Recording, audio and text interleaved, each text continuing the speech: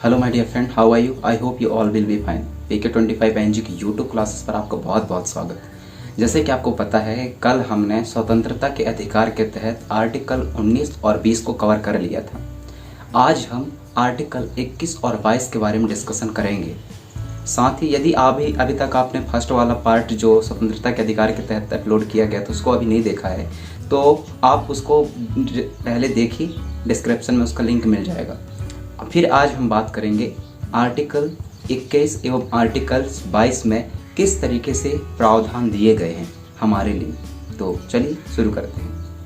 बात करते हैं स्वतंत्रता के अधिकार के तहत भाग 2 की, जिसमें हम बात करेंगे आर्टिकल 21 एवं आर्टिकल 22 की। तो चलिए आर्टिकल 21 से शुरू करते हैं। आर्टिकल 21 हमें जीने का अधिकार देता है, दैहिक अधिकार देता है, साथ ही शुद्ध हवा, रहने का, शुद्ध पर्यावरण का और साथ में फ्री एंड कंपलसरी एजुकेशन का भी अधिकार देता है। इसका बड़ा ही दिलचस्प मामला सामने देखने को मिलता है हमें Maneka Gandhi versus Union of India के मामले में। मेनका गांधी संजय गांधी की पत्नी थी। मेनका गांधी का पासपोर्ट सरकार द्वारा जब्त कर लिया गया।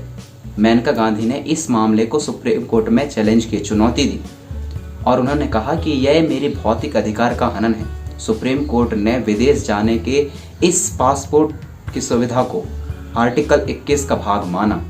अब आप समझ ही सकते हैं कि आर्टिकल 21 कितना व्यापक है। एक और मामला हम देखते हैं Puttaswamy versus Union of the India के मामले में। Puttaswamy versus Union of the India के मामले में ये एक ऐसा मामला था जहां निजता के अधिकार को भी आर्टिकल 21 में शामिल किया गया। 2017 का मामला है, आधार कार्ड के मामले में कोर्ट में गई थी केस। निजता के अधिकार को भी आर्टिकल 21 का भाग माना।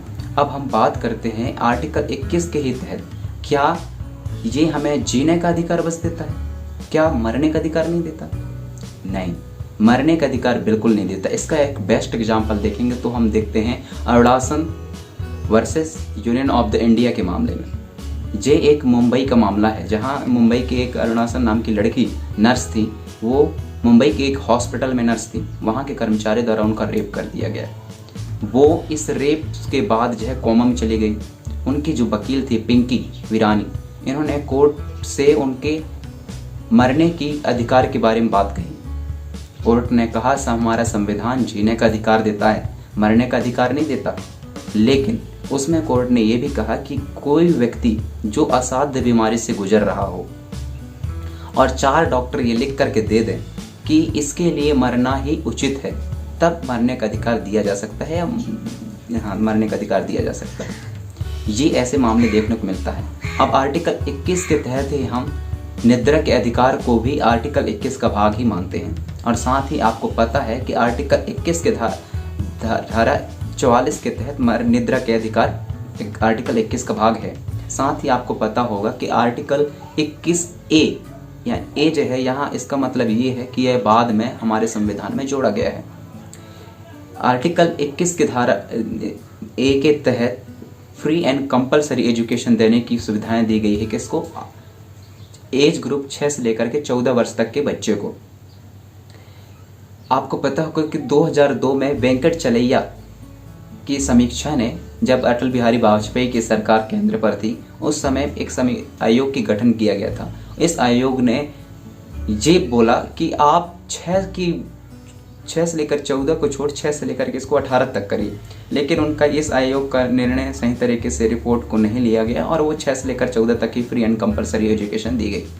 फ्री एंड कंपलसरी एजुकेशन के जो प्रावधान है वह DPSP direct principle of state policy के तहत आर्टिकल 45 का पार्ट था। लेकिन इसको हमने हमारा मौलिक अधिकार मान लिया, फंडामेंटल राइट्स में इसको गिनने लगे। अब इसी तरीके से हम हमारे पास आर्टिकल 21 इस तरीके से व्यापक बात करता है। अब हम बात करते हैं आर्टिकल 22 की। आर्टिकल 22 क्या कहता है, चलिए देखते हैं। आर्टिकल 22 में गिरफ्तार होने के बाद उसके क्या क्या अधिकार होते हैं व्यक्ति के, इस बात को बखूबी बताता है।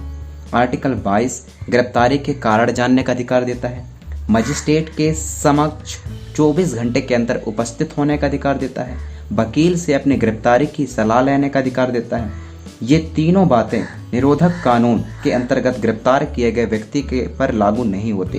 अब यहाँ हम बात करते हैं निरोधक कानून क्या है। साथ ही किसी दुश्मन देश के अपराधी व्यक्ति पर लागू नहीं होते। निरोधक कानून के अंतर्गत भी किसी व्यक्ति को 3 महीने तक आप जेल में नहीं रख सकते। यदि 3 महीने से ज़्यादा उसे जेल में रखना है तो इस स्थिति में एक कमेटी बनाना होगा और उस कमेटी की अध्यक्षता वो व्यक्ति करेगा जो हाई कोर्ट में जज हो, जज रह चुका हो या जज बनने की क्षमता रखता हो। तो इस तरीके से आर्टिकल 22 हमारे गिरफ्तार होने के बाद हमारे क्या क्या अधिकार रहते हैं, इस चीज़ को अच्छे से बताता है, बखूबी बताता है।